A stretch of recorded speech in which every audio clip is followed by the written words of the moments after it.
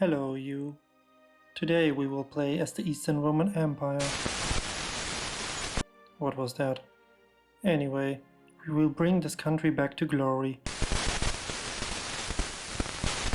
In the next 100 years we will reconquer our rightful territory, create a prosperous economy, and save our Greek people in this world.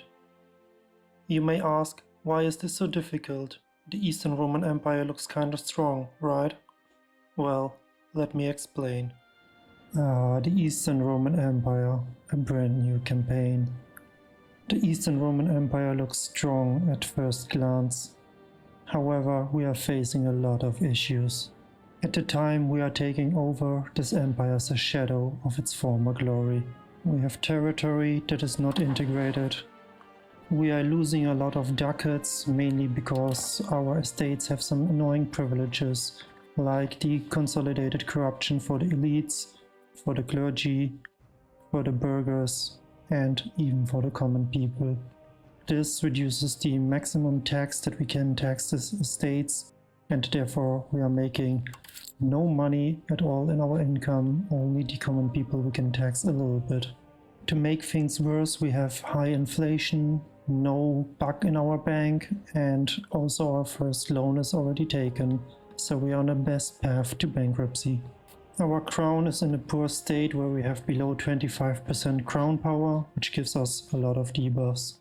Also, our legitimacy is very low and our stability is even negative.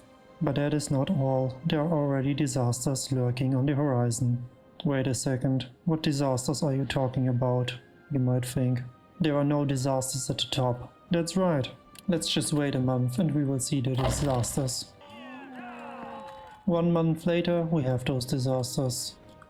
One thing that is threatening us are the Turkish threat. Basically, the bailiffs that we have over here want our stuff and want to conquer us. They will get a lot of events to do so. Oh, and if that wasn't enough, this event gives us a 20 stability hit. Great. Now that a month has passed, we can see that those two disasters are here and they could fire every moment. Let's have a closer look. The one disaster is the coup attempt. This has a 1% chance to appear each month. If this triggers, it costs us crown power, efficiency of our cabinet, and it makes our cabinet more expensive. Down here we can see the conditions that need to be fulfilled for this event to appear and maybe to trigger. All of those things need to be fulfilled for this event to appear. Therefore, if you want to have this disaster to disappear and not to trigger, we must ensure that one of those conditions is not fulfilled anymore. Those two over here are hard to achieve. This one would require us to have more than 50% crown power. For this one we would have each and every estate to have lower than those 22.27%. With the look on our elites we can see that they are at 43%, so this will be difficult to get down. The only real option that we have is to reach more than 30% legitimacy. The other disaster that we have is a unique one for our empire. It's the Eastern Roman succession crisis. This one has a 5% chance to appear each month. If this triggers, it lowers our crown power, it makes our estates less satisfied, and it creates a pretender rebel growth. To prevent this from happening, we would need more than 50 stability. Right now we are at minus 24.7, so that would be a swing of 75 stability, which is a long way to go. The other way would be to get 80 legitimacy. We have currently 11.62, so this would also take a while. With a look on this one, this means if we have 2 or less provinces, then this disaster can also not fire, and this will be our way to go. Since we already wasted a month, let's restart and I will show you how to deal with this. Let's start a new Iron Man game.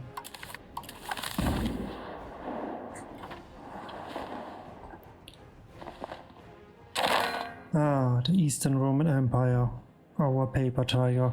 The most important thing that we want to address are to prevent those disasters. For that we need to increase our legitimacy. To get this up ASAP, we can just increase the cost of our court, which gives us a maximum of legitimacy. The other thing that we can do is add the cabinet action of strengthen the government. To improve the monthly gain, we can also assign a cabinet member. We could go for the one with the highest ability for military, but since our crown power is also quite low, we only appoint crown members for that. So we get this guy, he's the best that we have. Now we have a monthly growth of 1.55 legitimacy, that's the best we can do. With that, let's do some math. To prevent the coup attempt, we need to increase from 11 to 30 legitimacy, with a rate of 1.55. This results in 13 months that we need to wait. That is if no event is messing with our legitimacy. With only 1% chance per month. We've got an 87.75% chance of surviving 13 months disaster free. Pretty safe bet, right? For the Eastern Roman succession crisis we need to reach 80 legitimacy. That would take us 45 months without any events. Since this has a 5% chance to trigger, it means that we have a 9.94% chance to survive 45 months without getting this disaster. If you don't want to restart several times to avoid this disaster, we should go for another safer option. And that is the 2-province rule. We can simply create some subjects in such a way that we are left with 2 provinces for ourselves. Now we have to decide which 2 provinces we want to keep.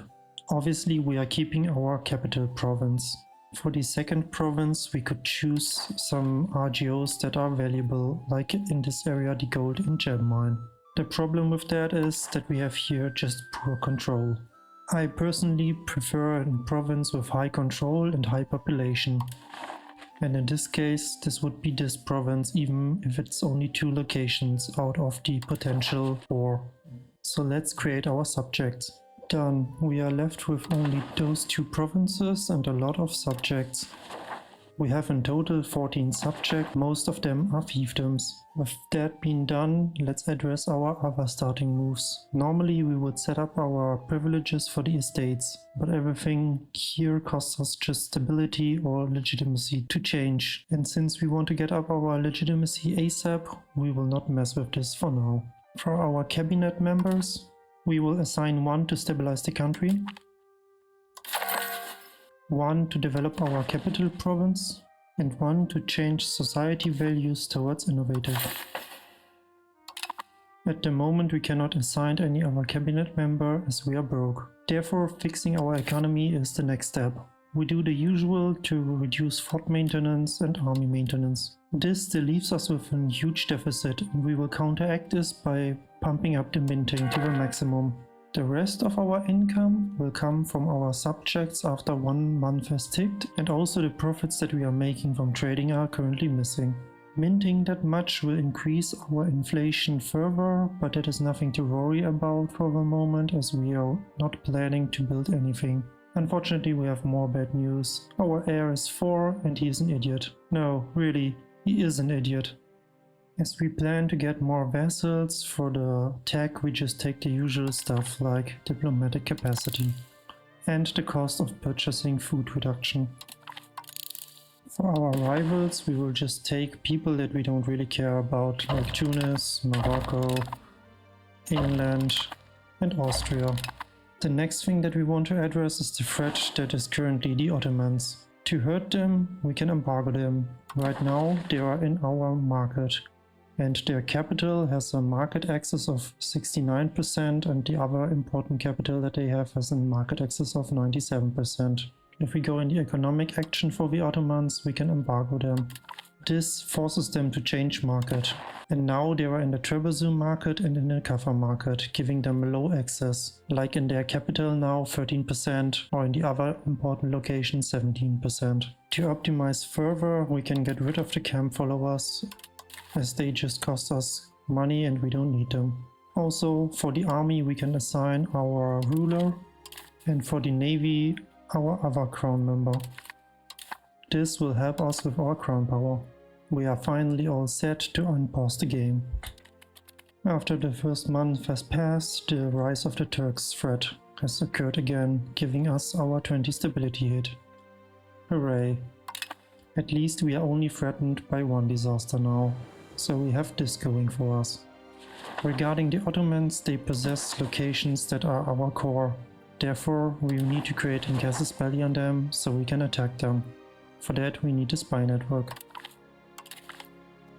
Here is one of many events from the Turks. A request from the Eretnets. This will either cost us 10 legitimacy or we gain 2.5 legitimacy by just pissing them off. We of course choose this option. The next event is for our empire. We can modernize our government reform that is currently giving our estates 30% power from cabinet seats. And we change this to a reform where it's only 10% and giving us 10% crown power instead. And all of this for the cost of 52 ducats. For that we will need to take a loan, but this is absolutely worth in my opinion. Another one of this either lose 10 legitimacy or gain 2.5 legitimacy and piss off the Ottomans. I guess it's obvious what we choose. Hooray, our ruler has died. This is an absolutely cursed run. Now we have a regency, until our idiot heir comes out of age. He's currently 5. In just a moment when we reached 30 legitimacy and the disaster disappeared, we get another event that tries to cost us legitimacy. This one we would grant the nobles and state privilege. However, if we don't give them that, we will just piss off the nobles and get 5 legitimacy. Of course, we choose this option. Oh yeah, right. One issue follows the next. We had an earthquake in our main capital, Constantinople. We can choose between losing 10 legitimacy once again or paying 556 ducats. This game is acting like the bully that takes your lunch money. We are able to take another 635 ducats as loan, so this will bring us very close to bankruptcy. But we will protect our legitimacy as good as we can, so we take this option and pay the price. We still get the devastation hit for Constantinople. We can easily recover this and we should do this because otherwise the effects are very bad. Playing the Eastern Roman Empire is so much fun. Now we are struck by a disease, and this is not even the Black Death. The game continues to throw this event at us. At least every time we get this 2.5 legitimacy, so hey. To put in some flavor in the events, we get another event. This time we will lose stability and legitimacy, and we can do nothing against this. Hey cool, another outbreak that isn't the Black Death, this time typhus. Playing as Eastern Roman Empire is so much fun. Highly recommend. 10 out of 10. Our first cabinet is here. I was hoping for the option that reduces our inflation, but we were not lucky. At least we can use this to change one law, therefore we just take the one with the highest percentage. The law that we want to change is this one for the administrative system. Currently we have the law that reduces our maximum tax by 10%. To make progress to be able to tax someone, we need to change this. Since we will stay decentralized for a while, this one is not an option for now. So we can either choose this one or this one. I think I go with the food production. Hey, good news everybody. Our bingo card is getting filled. We got now smallpox in our capital. The age of Renaissance is here. Of course we go administrative focus. Our spy network for the Ottomans has reached 20, so we can create in Casus Belli. Since we have core locations in the Ottoman, we can create the claim on province Casus Belli. It took us almost 5 years, but we finally reached 100% legitimacy. We are also close to having 0 stability. That means that we can do something for our finances. Our current issue is still that we cannot tax our estates as we would like to. But now we can revoke those privileges. It will cost us some stability, but it is fine. And the ones that we are revoking are the consolidated corruption for the common people, as well as the one for the wealthy. We can do this now fairly cheap as they only have 9% estate power. To make our common people a little bit more happy, we can grant them another privilege. We will give them common militias. Finally, our Casus Belli against the Ottomans is here. The Ottomans are currently at war, but they are winning. Let's take our Casus Belli and see if we can beat them up. Time for our first war. The good thing is the Ottomans have only one fort in their main location, the one in Izmit they were forced to tear down.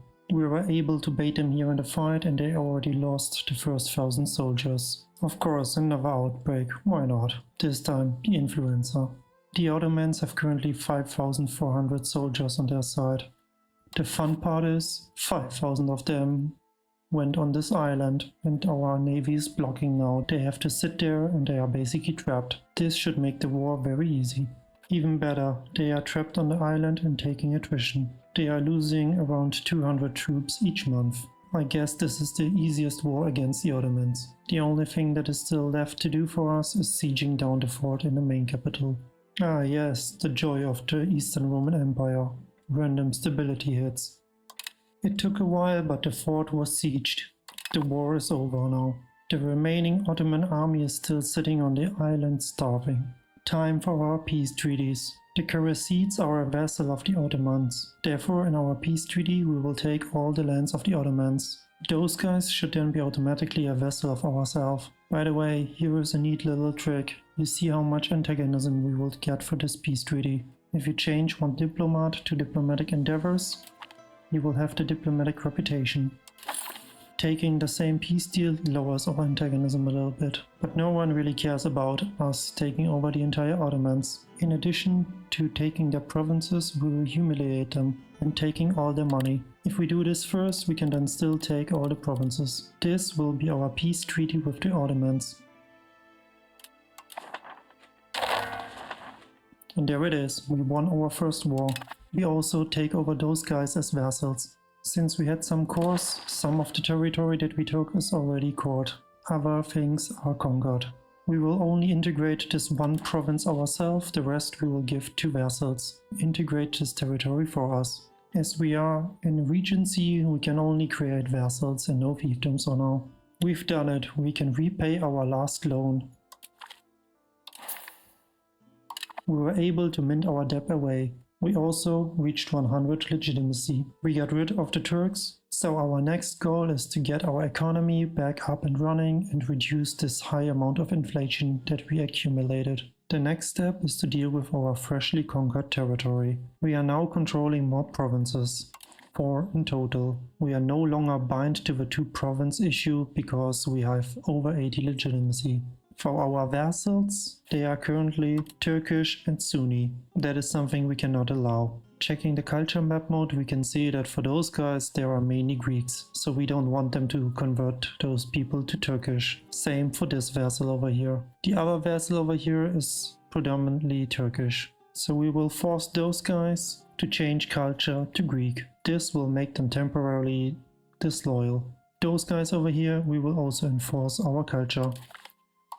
Since those guys are over here mainly Turkish, we will enforce those to change the religion first. So we have now 2 Greek Sunni vassals and 1 Turkish Orthodox vassal. We will fix the rest once the loyalty is back up. We also need to plan our next steps.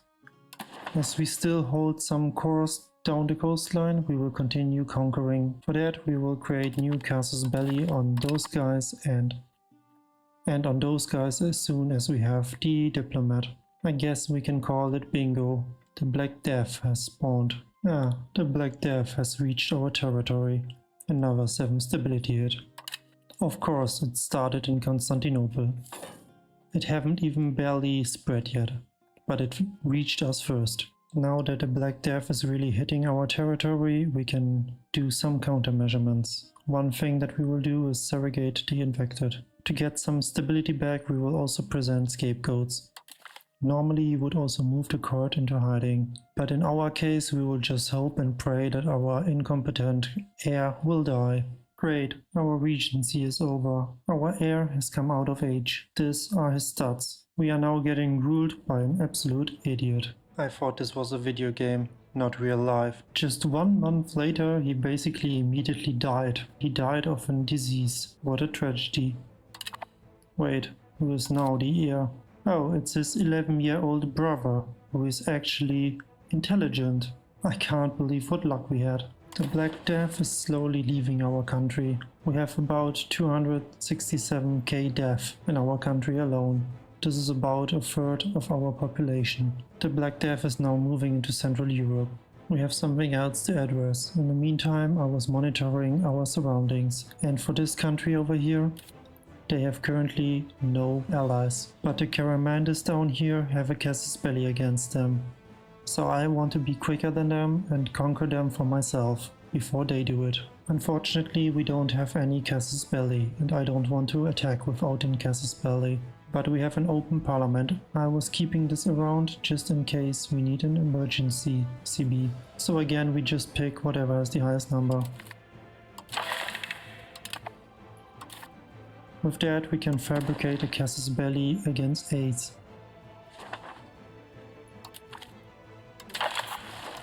We bring our troops into position. Time for some war. Yep, that was a quick war. We can do the usual, humiliate them, take all their money, and conquer their province. They already accept this. In terms of antagonism, no one that we care about cares about our taking. We will not integrate this ourselves and create a subject once again. That was quick, clean, and easy. We saved the poor people in Ankara from this warmongers that is Karamanids. We are the good guys here. We got our second real casus belli against the Aidenids. The Aidenids have this guy as a vassal and those two guys over here as allies. With our claim on province casus belli, we will declare this war regardlessly. With them having no forts, this was a quick war. We will piece them out one by one. Those guys we will take as our vassal and take their money. Those guys over here we will take also as our vassal and take their money. And for our main target, we will humiliate them, take all their money and take all of their provinces. That way we would get this vassal as our vassal. Also, most of their provinces are already our core provinces. With our recent growth, we are facing some potential coalition. The only one that we really care about is Egypt. Okay, listen. I know I said that we need to be careful due to a potential coalition. But we just gained a casus belli on those guys. And they have no friends. Do you know what it means if they have no friends? That means that someone else will take them. We will need to protect them. We really need to protect them.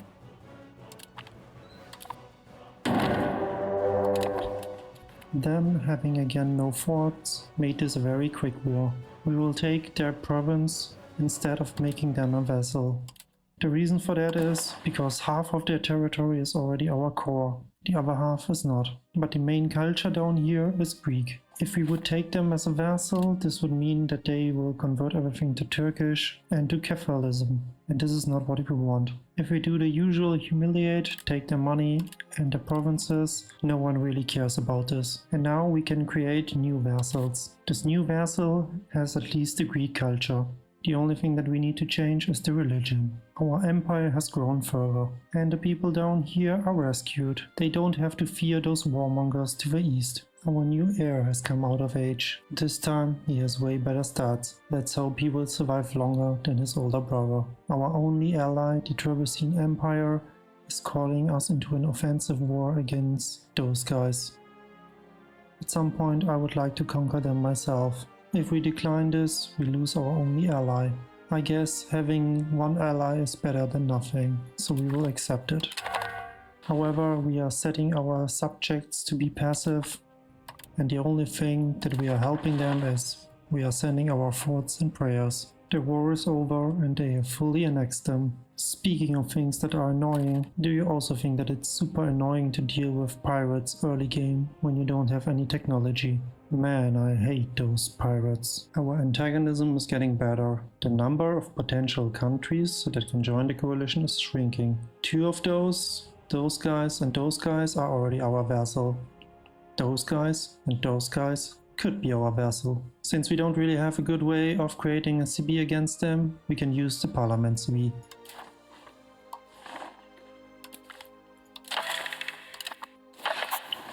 Got it. The Karamanids don't have any allies. The only thing that they have is their own little vassal. So this is a good opportunity for us to increase our presence in Anatolia. The only annoying thing this time is they have a fort. The war is over. I have compared the peace treaties. If we would completely annex the Karamanids, this would be our antagonism. My biggest concern here is Egypt. If we would annex them, this would bring them to 100 antagonism. If instead we would make them a vassal, this would bring Egypt to only 89 antagonism. Since I'm currently not in a position to fight a big coalition, I think I take the safer option and just vassalize them and take a little bit of their money.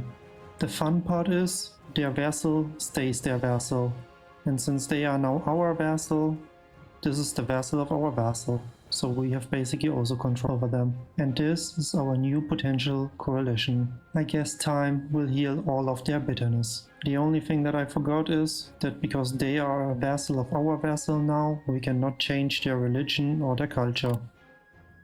So I guess they will stay Turkish and Sunni for a while. Have you noticed what happened to Bulgaria? They lost a lot of territory.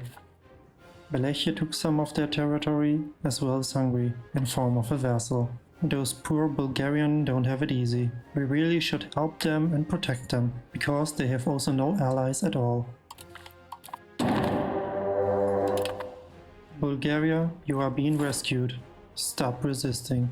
Bulgaria will become our fiefdom, so we can protect them from their neighbor that just invade them to take their stuff. Taking Bulgaria into our realm is not affecting our potential coalition, because we are taking territory in a different region. Therefore the region that is mostly pissed at us for taking territory is not affected at all. In the meantime, I have built our navy up, and boy, it needs a lot of navy to just beat a couple pirates. With this amount of ships, it will take a while to reduce the power of the pirates. It took us over 30 years to get the inflation down from 40% and stabilize our economy. With this event, we can get rid of the rest of the inflation. So the 2nd of December 1367 marks an historical moment. We have no inflation anymore, and we can finally start minting again. With that, we have finally something that we can start calling an income. In the meantime, I've also been busy and tried to improve our economy. At least how our tax base developed over the years looks kinda okay. We can really see in this graph the struggle in the first couple years, and we were able to reduce the inflation without any cabinet action. We just haven't been lucky and didn't get the option. More good news. Our navy was finally able to lower the power of the pirates. Next month they should be gone. Hooray, the sea tile at our capital is finally free of pirates. Now we can finally build up some maritime presence and hopefully increase the control in our provinces. This is also the perfect time for us to start annexing some of our subjects. We will start with this one. We should be able to project enough proximity to this land and get a lot out of it. One early goal that we have is to unite the Greek people. And over here in this country, Marino, who is actually a Venetian, has also the primary culture of Venetian. And this means they are currently converting the Greek people to Venetian. So this means we have to rescue this 35,000 Greek people. And it's not only me, the parliament agrees with that. We have to rescue them. And if we ask the Greeks of Euboea, they also agree.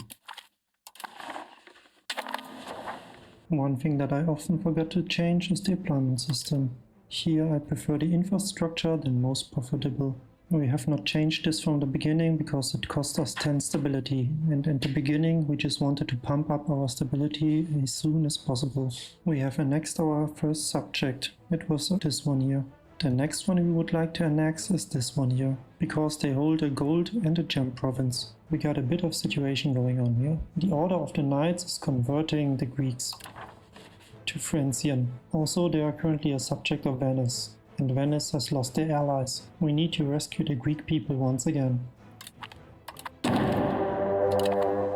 It took ages to siege down the fort in Rhodos, but we finally did. In our peace treaty we will demand all the small little pieces and islands that Venice is holding in our territory. And Venice is willing to accept. The freshly conquered territory is too much to integrate for ourselves. We will give this to our vassals so that they can do the work for us. We as the Eastern Roman Empire stand tall as the beacon of the Greeks. And the Republic of Candia will not threaten our poor Greek people. They are currently working on converting those to Venetian as well. Therefore we will get our parliament approved casus belli on Candia. For the Greeks! This was a quick war. Now we could vassalize them, but this would mean that they would stay Venetian and Catholic, and they would continue to convert. But directly taking the territory isn't causing that much antagonism. But we will definitely not integrate this land ourselves. Instead, we will create a subject, in this case a fiefdom. Our newly created fiefdom has now the primary culture Greek, because most people on this island are still Greeks. The only thing that we need to change is this Catholicism. In our attempt to continue to clean up our backyard, our next target will be Genoa. Genoa lost here a war to Provence, and they are now very weak. In our area we have many small bits and pieces of Genoa. Here is a little bit, there is a little bit, and there are some islands. Our goal is to take this from them. And currently they have no real friends beside Austria, and I don't think they can get over to us. We have already sieged all the provinces that we wanted. Now we just need to wait for the ticking war score for them to accept it. There we have it, the ticking war score is here. Now we can just take the small provinces and leave it be. No one really cares about this, not even Genoa. We finally unlocked the armory, the backbone of our yet to come professional army. I saved some money to spam some of those. And the money is gone. From the manpower that we got from the armory, I've created a small little army. We still have those H1 troops, and now we got 18 regiments of cavalry. Eastern Roman cavalry to be precise. The question is, what will we do with this cavalry? What have we got an interesting situation going on? Hungary is attacking Wallachia. They are currently at war with each other. That means that Wallachia, Serbia and Galicia are losing troops. Since Serbia is having a lot of silver and some gold, I think I'm more interested in Serbia. Luckily, we have a casus belli on them. Apparently we have good relations, therefore we would lose some stability. What we can do something against this? And send them an insult. Your mother was a hamster and your father smells like elderberries. Yep, that destroyed our relation. Serbia has some allies. One of them is Wallachia, and we will make them co-belligerent. I don't really know how this happened or when this happened, but the two allies of Serbia already left the war, and Serbia and Wallachia have no troops. We didn't even have to fight that much. Most of the troops were killed by Hungary. Now we just need to siege down stuff and hope that Hungary is not taking too much. Serbia got pieced out by Hungary. Now we can siege the rest of Serbia. Unfortunately, Hungary took some territory from Serbia, and Hungary has pieced out Wallachia. Their war is over. They took quite a bit territory of Wallachia. Look at those warmongers. We have fully sieged Wallachia and Serbia, or whatever is left of it. For the peace treaty, we will do a separate peace treaty with Wallachia. Since Hungary is expanding aggressively, I think we have to do as well. And we will make Wallachia our fiefdom. This will give us quite a lot of antagonism. The only one that I really care about is Hungary. We will do this regardless. And for Serbia, we will do the same. We will also take them in as our fiefdom. This might cause us a coalition, but let's hope it will not be as bad. We have expanded our sphere of influence quite drastically, and we now have a big holding in the Balkans. We have quite a few nations in our potential coalition. However, they are all subjects of a bigger nation. Sicily got dragged in a war with Naples. They have barely any troops left. Perfect opportunity to take their vassals. Oh, you are back. We have just been chilling here at Tbilisi, just sieging stuff. And then we got surprised by another war. You might see it up here. It's the first rebellion against Moldavia. I have no idea how this happened or how we got dragged into this. But apparently those dudes over here, or not dudes, this dude over here, apparently he decided to rebel. They decide to rebel against Moldavia, which is a vassal of Hungary. So yep, we are now at war with this. What worries me is that those dudes are just 156 dudes without even a location, and they are currently the war leader. This means if Hungary kills off this 157 people, then someone else will become the war leader, and it might be not us. And somehow those 156 dudes managed to get us in a war. I still try to figure out how I got called into this. Apparently they are Orthodox and Greek, and this is reason enough to call us in. I have not supported them, I have not agreed to help in any regard. It was just a surprise to get into this war. And I really have an idea how this happened. I guess these guys have been in a tavern. They were drinking all night, and then at some point one dude, this dude, said, "Hey guys, do you know what would be a fun thing? Let's start a rebellion and drag the Eastern Roman Empire into it, so the Eastern Roman Empire can fight the Hungarians." Yeah, and everyone was like, "Yeah, that's a very good idea, let's do that." And now we are in this war. Hooray. The other war on the other side is going okay. We are sieging down the vassals.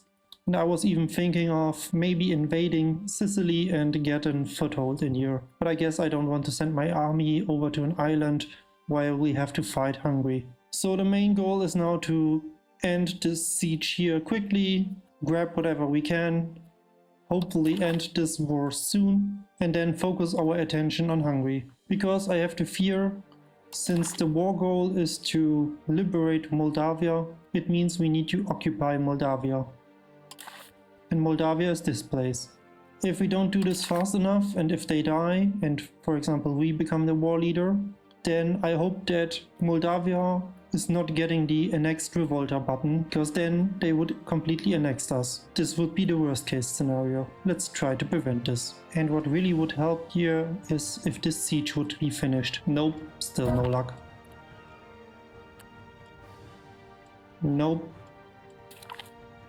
Finally, after 726 days. Let's just grab whatever we can out of the Sicily war and move on with the other war. Most of the ones that are unhappy with what we take here will not exist afterwards anyways. I don't think I will integrate this land myself. Unfortunately, we need to finish the other war before we can make this into any subjects. The good thing is that Hungary is in multiple wars. They are also in a war with the Golden Horde. This is how it looks like for the Hungarians. Okay, stuff is happening in this war. Hungary is now in 3 wars in total. They have another rebellion against them. I think the rebellious army got wiped out. They are no more in this list, and luckily we are the war leader, but the war goal still remains. We are really making some progress with this war. We are at 49 war score. However, somehow Serbia got now war leader. This is really super bugged. I don't know how this happened. And the very annoying thing is, since Serbia is now the war leader, we can do anything in this, because we are the overlord in a subject war. I really don't understand how Serbia got the war lead. I mean, hey, at least we can test our cavalry. We have just stack wiped the enemy. They have almost no army left. And still, Serbia is the war lead. And I can't enforce anything. How annoying. Okay, we got 100% war score now. Can we please peace out? The war is finally over. Serbia took a lot of territory. And we got nothing for all of our efforts. This is Serbia now. They didn't even took their cores that they had, but they have took a chunk of Hungary. Serbia got some antagonism for this, but it's not that bad. I mean, at least Serbia is still in our realm, so we made some progress with this war. There is this tiny little nation over here that is just not looking so great on the map. Let's just remove them real quick, shall we? The most annoying part about a war that is so quick, you have to wait for your diplomat to return to enforce the peace treaty. We have researched our next possible government reform. I guess this is also a good time to pause and assess where we stand. But first, let's choose a reform. From all the options, I highly favor the harbor administration. This reduces our naval maintenance and also pushes us further to naval. The proximity through port and the monthly development is also very strong. Since we want to push naval, I guess this is our best option. Speaking of navy, we have researched the Mediterranean galley and we are currently updating our traditional galley. Unfortunately, we run out of sailors and we still don't have the docks researched, so this will take a while. 2 things we haven't addressed that we have from the beginning. We still have the corruption for the cleric, as well as for the elite. We have stockpiled a lot of stability, and I want to get rid of both. But for now, the more annoying one is the one from the elite, because this is also reducing the army morale by 20%. Also, if we reduce this, we can then maybe finally tax the elite more. Right now our taxation is at a cap, and we still have a lot of satisfaction left, so let's revoke the privilege. To make them a little bit more happy again, we will give them the privilege of the noble navy. This reduces our galley maintenance cost and pushes us more to naval. Exactly what we want. This is the territory that we directly control ourselves. And this is the entire territory, including all of our vessels. We have currently 23 subjects. With our navy, we try to improve the maritime presence. It is getting up there. In terms of proximity, we get some decent proximity along the coast. We still need to improve land inwards. Regarding the control, it looks quite okay. We have even a good control down here to this port. Once we've done a little bit more research in the naval department, we should improve the proximity through ports and therefore get more control all over our country. Since we will focus mainly on the navy, we will focus on integrating the vessels that are here in the coastline. Over the past years, we have grown our tax base. We are now at 430. This is comparable to Hungary with their 465. For comparison, the Mamluks are at 229, Naples at 202, France at 560, Bohemia at 641. We have 1.4 million pops in our country. Most of them are Greek. This is how the culture map looks like. We have secured the position of the Greeks in Western Anatolia and slowly pushing away the Turks. There are currently 3.8 million Greeks in the world. For comparison, there are only 1.4 million Turks. One of the biggest culture are still the Mongolian, with 5.1 million. However, our Greek culture has a good cultural tradition and an even better cultural influence. If we compare this to the Turks, we are able to convert them actually to Greek. Religion-wise, we are also pushing the Sunni out of Anatolia. There are 14.7 Orthodox in the world and 49 million Catholics. Only 35 million Sunni, but a lot of Hindu with 71 million. In terms of literacy, we have some green beacons. We are kinda comparable to middle of Europe, but not as good as the Rome area. Our next steps will be to get this area here from Naples and keep on pushing into eastern Anatolia.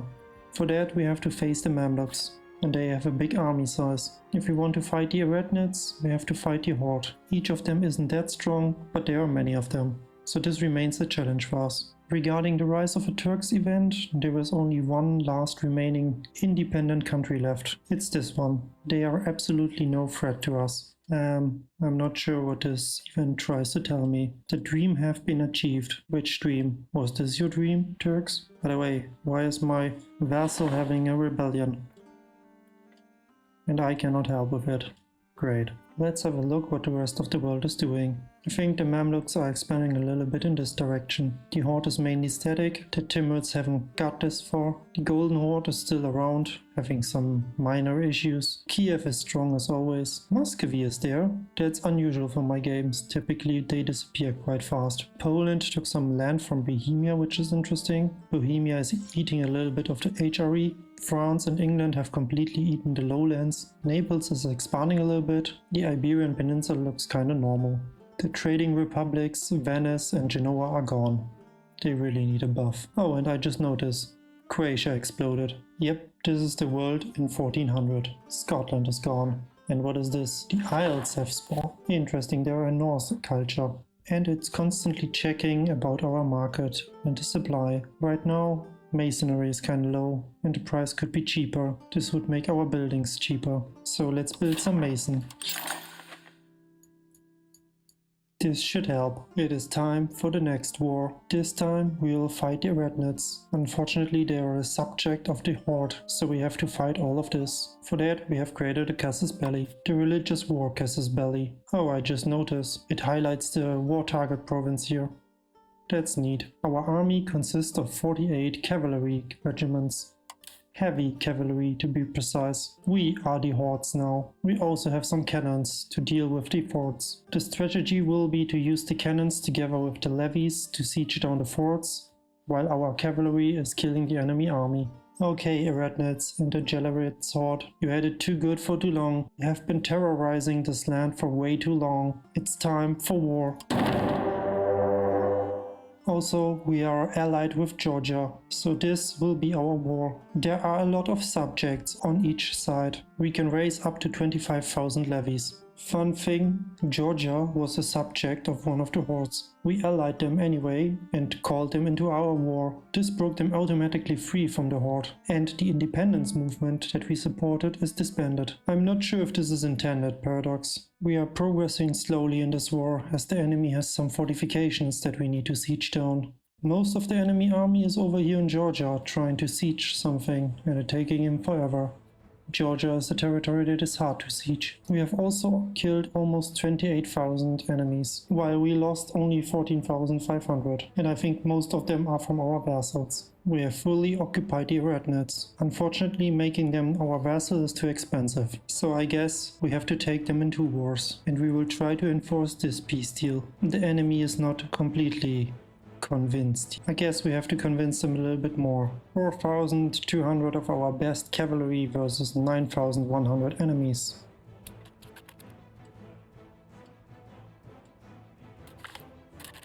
I call this a slaughter. Another win in the pocket for our cavalry. And the enemy are mostly regulars. The war with the Horde is going on for very long. If we take a little bit less than we initially wanted, then we can piece them out right now. From their antagonism, of course the Eretnets will hate us forever.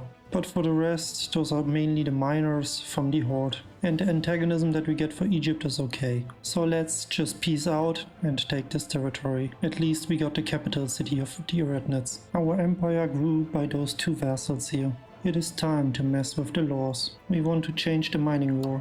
It is currently nobility controlled, and I want to reduce the aristocracy and the traditional economy, and push towards plutocracy and capital economy. After our last adventure in the east, we will now focus more on the west again. There are still some Greek that aren't under our control. Luckily, we have this casus belli against Albania that we can use. Albania and those guys down here are a vassal of Naples, and Naples is allied with Hungary. They are currently in two wars. That one war is together with Poland against this, so they are against Bohemia. And both Hungary and Poland, they have lost many troops, so we have a window of opportunity for this war, and we will make Hungary the co-belligerent. This, however, drags Poland into the war. Apparently we have good relations with Hungary. Let's fix that real quick and send them an insult. Dad has fixed it.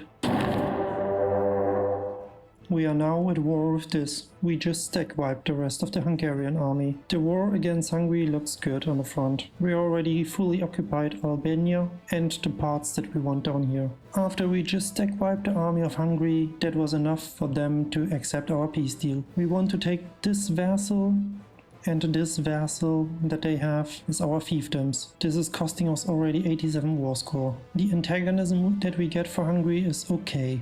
So let's separate peace Hungary then. For the other peace treaty with Naples, we want to take Albania and this part here over as our fiefdom. However, they are not convinced yet. Also, I would like to take this bit. But this bit brings us over the war score, so we need to take this in another war. We got now a historical event. This guy, with the very creepy face, has arrived in our court, and he is teaching about Hellenism. We will go with the historical option here. Also, our cavalry army is hunting down the enemy army of Naples. They look less equipped for the fight. Let's attack them. Around 4,400 cavalry versus 1,830 men.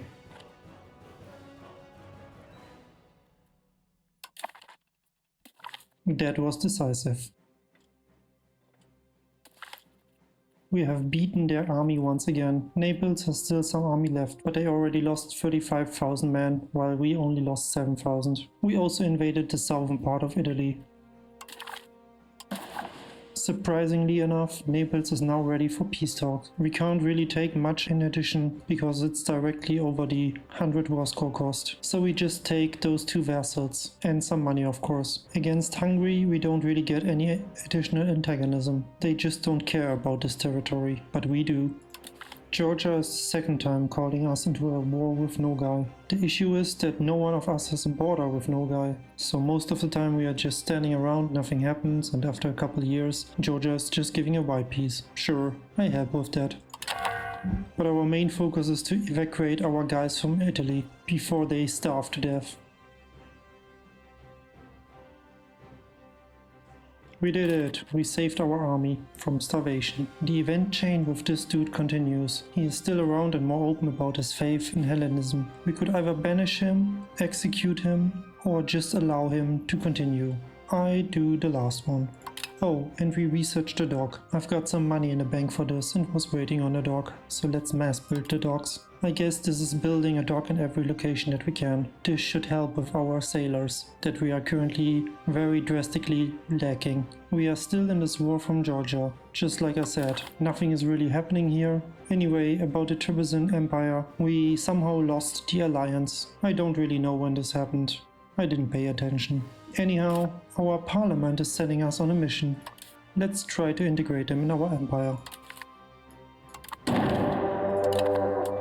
Unfortunately, they have many forts, so this may take a while. We have fully sieged the mainland. What we haven't sieged is this part. Our vessel is currently trying to do it. Unfortunately, Trebizond is too expensive to directly vassalize them. Also, if we take the entire main territory over here, this is also too expensive to take. So instead we take this territory. We humiliate them, take war reps and some money. The antagonism that we get is minor. With the freshly conquered territory, we have most of Anatolia now. Some parts are still missing. We have unlocked this institution a while ago.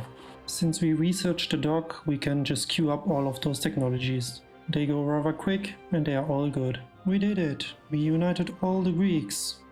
All the Greeks? Well, not close. One small island is still not under our control. It's Cyprus. But they are currently converting the Greeks away. There are still 114k Greeks on the island. We need to rescue them. We will not let our brothers and sisters alone. And the war is already over. We have sieged down Cyprus. We could make them our vassal, but then they are the wrong culture and wrong religion. If we just annex them and then release them as a vassal, they have at least the correct culture. And the antagonism isn't worth mentioning. The time has come for our second war with the Eretnids, respective to Hord. I remembered the game mechanic about threat and war, but at least against the Eretnids we cannot do it because they are not adjacent or not on a water tile. So I guess it has to be the religious war Casus Belli. And again, this just feels like a subject war.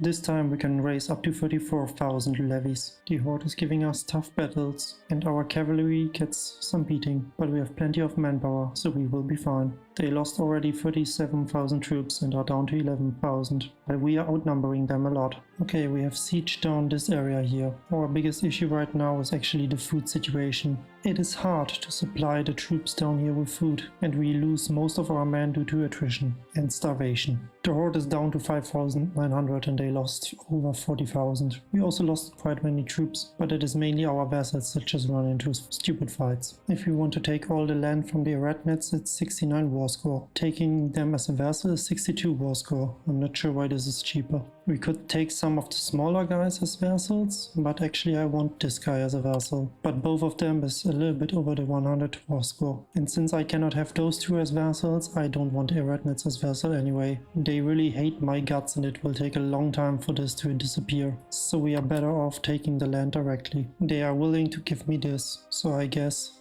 87 war score is good enough. The antagonism that we get is mainly with this entire minor people here. Oh, by the way, if you're asking how we got this land, I have no clue as well. Apparently our vassal somehow got his land. Good for him. Anyway, let's just peace out. This is our new potential coalition map. Yep. With our army, when we retreat, we need to be careful that we don't run into this territory, otherwise they will be stuck there. We will never get military access with these guys. With the freshly conquered territory, apparently we can release an historical subject that has some cores on the enemy. Yes, please. We are almost capped on stability again. Time to remove the last estate privilege for the consolidated corruption. It's the one of the clergy. And instead give them something else. This one I like. If we check the antagonism map mode, we see that this area is kinda mad with us. But this area, except of Moldavia, almost forgot that we exist. Let's change that. We have to claim on province Casus Belli against Moldavia. Moldavia is a subject of Hungary, and the only ally of Hungary is the Papal State. And I've just noticed There are a few Greek people in Moldavia, at least in the southern tip. It is time again to protect our people. We have sieged the Hungarian capital. We also sieged on quite a lot of Hungary and entire Moldavia. There isn't really a reason for us to stay longer in this war, because Hungary already wants to give us everything that we want. And what we want to take Moldavia as a fiefdom. Additionally, we want to take a chunk of Hungary. We make sure not to take any lands that Serbia still has a core on, so we can use this in a future war. Antagonism-wise, yeah, there will be some antagonism. Moldavia will be super pissed at us, but they are now a fiefdom. Hungary, however, this will take a while. Surprisingly enough, also Halachia is kinda sad. The rest of the world doesn't really care that much. Oh, and if you are interested in the results of the war, they have lost almost 40,000 men, while we only lost 10,000. Anyway, let's take those land and peace out.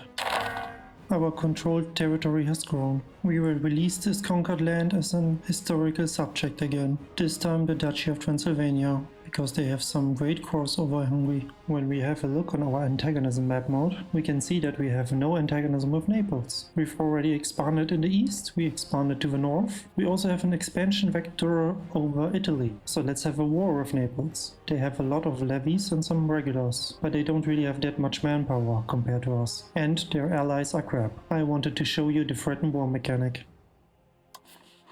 Naples would likely give up everything that we have a claim on. In the meantime, Serbia has done an CB on Naples, so instead we'll use our following through on threat Casus Belli. We have Stecitus Vipicus, the army of Naples. In case you didn't know, that is Latin for stack wiped. Perfect timing for our war. Naples is already willing to give us everything that we want. We want the Dalmatian part, as well as the part of Sicily that Naples occupies, the rest is occupied by Tunis, and the entire southern bit of Italy. This is exactly 100 war score, and Naples is willing to give this up. So there is no reason to shed further blood. Let's make this peace deal and wrap up this war. With the newly conquered territory, we can release 2 historical subjects.